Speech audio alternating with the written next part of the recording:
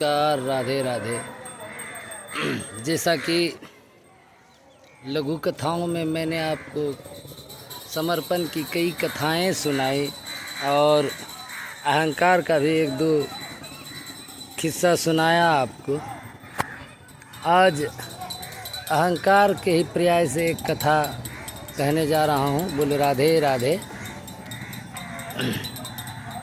एक बार की बात है, नारद जी को यह मन में सहसा अहंकार हुआ कि मैं तो आठों पहर नारायण नारायण का जाप करते रहता हूँ, हर समय नारायण नारायण का जाप करते रहता हूँ, तो क्या मुझसे भी ज़्यादा कोई श्री हरि का भक्त होगा, ऐसा उनको लगता है।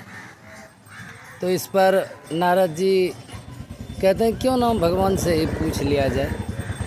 तो भगवान से जाते हैं, वह वैकुंठ में जाते हैं, बोलो राधे राधे, और कहते हैं कि प्रभु क्या आपका मुझसे भी कोई बड़ा भक्त है, क्योंकि मैं तो प्रत्येक क्षण नारायण नारायण का आपका स्मरण करता ही रहता हूँ, तो आपसे मुझसे बड़ा तो मुझे नहीं लगता आपका कोई भक्त होगा।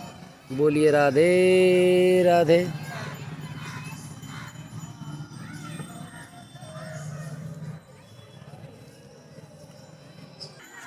तो आप यहाँ से सीतापुर चले जाइए और वहाँ पर देखिए एक किसान जो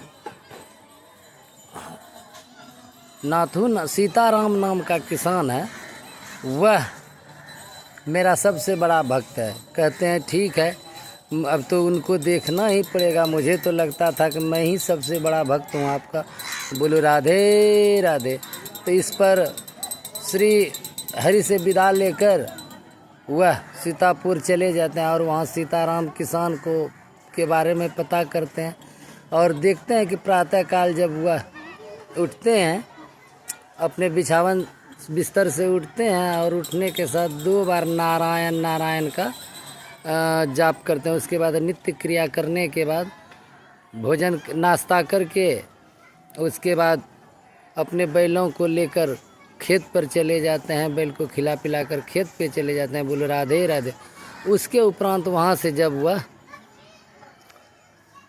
जाते हैं, वहाँ अपनी जुताई करने लगते हैं बैलों से, और उसके उपरांत जब दोपहर में उनकी पत्नी धर्मपत्नी खाना लेकर उनके लिए जाते हैं, तो वह खाना वाना खाते हैं। उसके बाद पुनः कुछ देर के बाद फिर से खेत की जुताई करने लगते हैं।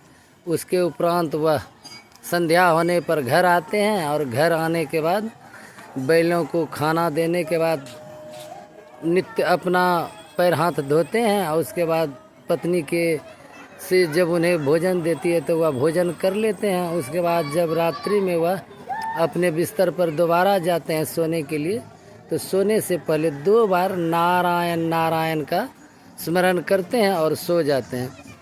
और इसके बाद नारद जी वहाँ से झटपट जाते हैं। कहते हैं महाराज, आप भी श्री प्रभु से बोलते हैं, हे भगवान, आपने कहा कि वह नारायण केवल 4 बार ही उन्होंने आपका स्मरण किया। 2 बार सुबह जब जगे और दूसरी बार जब वह रात्रि में सो गए उसी के समय, और 4 बार जो आपका स्मरण करता है तो आप उसे अब सर्वश्रेष्ठ अपना भक्त कहते हैं। कहते हैं ठीक है नारद जी, आप ऐसा कीजिए, उन्हें एक पात्र देते हैं जिसमें लबालब जल भर देते हैं और कहते हैं कि इस जल को लेकर आप दिन भर चलते रहिए, और इससे एक बूंद भी अगर जल गिरा तो आपका सुदर्शन आपका सर धड़ से अलग कर देगा। बोलो राधे राधे।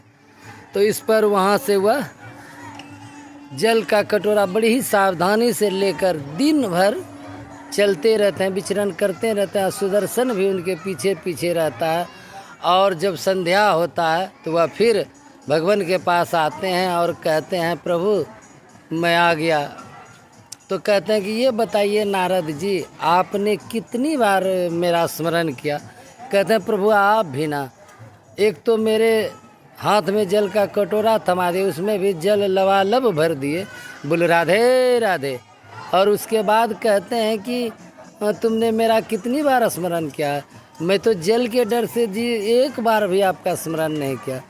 तो इस पर श्री हरि कहते हैं कि तो आप ये देखिए कि आप दिन भर खाली रहते हैं, कोई कार्य नहीं करते हैं, तो ही ना आप दिन भर नारायण नारायण का जाप करते हैं। वह किसान है, उसे 2 जीवन की रोटी भी मतलब अपना भोजन भी अपने परिवार के लिए जुटाना है। उसके बीच में यदि वह फिर भी 2 बार मेरा स्मरण कर लेता है, सुबह संध्या कर लेता है, तो उससे बड़ा मेरा भक्त कौन है। इससे नारद जी का अहंकार जाता रहा और वह समझ गए कि दिन भर नारायण नारायण का या श्री हरि का जाप करने या किसी भी राम राम का जाप करने से या हरे कृष्णा राधे राधे करने से नहीं, आप अपने दैनिक कार्य को करते रहे, केवल उस परमेश्वर का 2 बार ही आप सच्चे हृदय से अपने मन की गहराइयों से, आत्मा की गहराइयों से उनका अध्ययन करते हैं, तो वह उसी में खुश हैं। और उस अपना नित्य जीवन बिताने के उपरांत जब आपकी मुक्ति होनी होगी, जब आपकी मृत्यु शैया पर होंगे, उस समय यह यदि आपका रूटीन मतलब कहने का आदत बना रहेगा, उस समय भी 2 बार नारायण नारायण का जाप करेंगे तो वह स्वयं आपको लेने आएंगे। बोलो राधे राधे। आज के लिए इतना ही। नमस्कार। राधे राधे।